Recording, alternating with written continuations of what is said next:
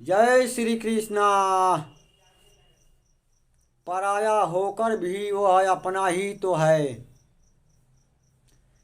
राजा करनी सिंह को अपने दरबार में सलाहकार के तौर पर योग्य और विश्वसनीय व्यक्ति की तलाश थी। उन्होंने अपने आसपास के युवकों को परखना शुरू किया। उन्होंने 2 युवकों को चुना। उनमें से एक का चयन करना था। राजा दुविधा में थे। वह किसी निष्कर्ष पर नहीं पहुंच पा रहे थे। वह उलझन में थे तभी एक महात्मा राजमहल में पधारे। अबोधा गुरु नाम के वह संत कभी कभी महल में आते रहते थे। राजा करनी सिंह ने अबोधा गुरु के सामने दरबार की जरूरत और अपनी दुविधा रखी।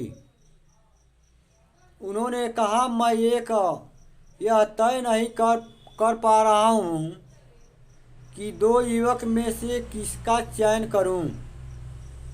अबोधा गुरु ने पूछा, कौन है ये दोनों?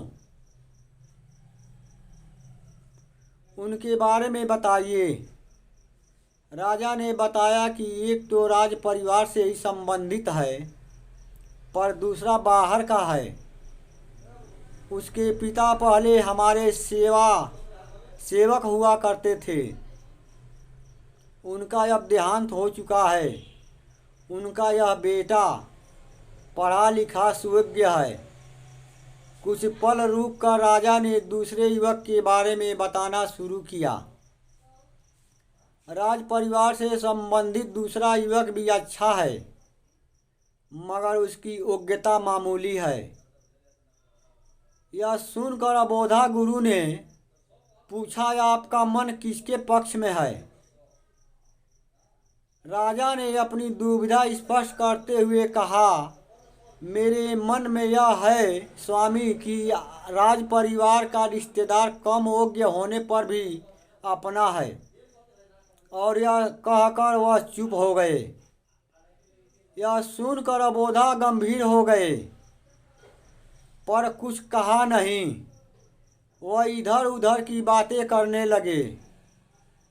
थोड़ी देर बाद फिर किसी प्रसंग के छिड़ने पर उन्होंने कहा, राजन, रोग शरीर में उपजता है तो वह भी अपना ही होता है, पर उसका उपचार जंगल और पहाड़ों पर उगने वाली जड़ी बूटियों से होता है।